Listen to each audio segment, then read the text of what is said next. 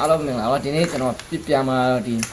60 rifle နဲ့ဒီ M4 rifle ပေါ့နော်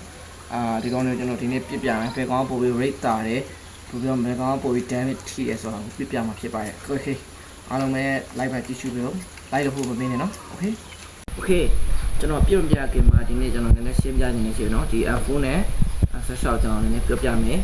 M16 ကကြတော့ဒီကောင်တော့ကျွန်တော်နှစ်ပေါင်း50ကျော်တက်တန်းရှိဖြစ်တယ်ဒီကောင်က BNN စပွဲမှာအမေရိကန်ရဲ့အထူးတောင်းပန်ခံဖြစ်တယ်ပြီးရင်ဒီကောင်ကဘယ်လိုရှင်းမွေး AR ခံဖြစ်တယ် okay M4 ကြောင့်ဆက်ပြီးနော် M4 ကကြတော့ဒီကောင်က M60 ကိုဒီကောင်အတူချော်လိုက်တဲ့ပုံစံဖြစ်တယ်ဒီကောင်ကကြတော့ဒီလေတက်တွေပြီးရင်ဒီရှင်းမွေးအဖွဲ့အတွက်ဒါတုံးရတာဖြစ်တယ်ပေါ့နော်ပိုအဆင်ပြေတယ်တခုရှိနှစ်ခုလုံးက Firefight နေတော့ကြည်တုံးတဲ့တနက်တွေပဲဖြစ်တယ်ဒါပေမဲ့ဒီကောင်က M4 ကကြတော့1990ပြည့်နှစ်နောက်ပိုင်းမှာဒီကောင်ကဟိုစတင်ပြီးတော့ပြလာဖြစ်တယ်ဒီ M16 ကတော့ BNN စပွဲရဲဆိုတော့နှစ်ပေါင်း50ကျော်လို့လေ okay ဒီနေ့ကျွန်တော်တို့ပြပြမယ်ဟာတော့ဒီ25မီတာဖြစ်မယ်ပြီးရင်မီတာ50ဖြစ်မယ် okay ပြီးရင်ဒီ16ရဲ့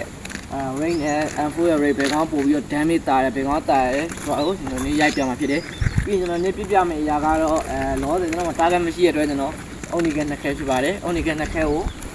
ဒီကောင်ကလည်းဒါထဲမှာရှာထားတယ်ပြီးတော့ဘယ်ကောင်တာတယ်ဘယ်ကောင်ပို့ပြီးတော့ damage ခဲ့တယ်ဆိုတော့ကျွန်တော်ခဏနေပြမှာဖြစ် okay let's go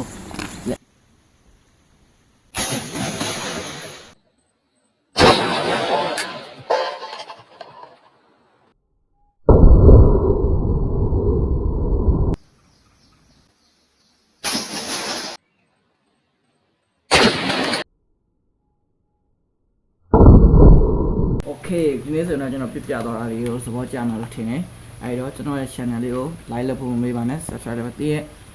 ပြောချင်တဲ့စကားလေးရှိကိုမှ share ညှောက်ပါပေးပါ okay ကျေးဇူးပါ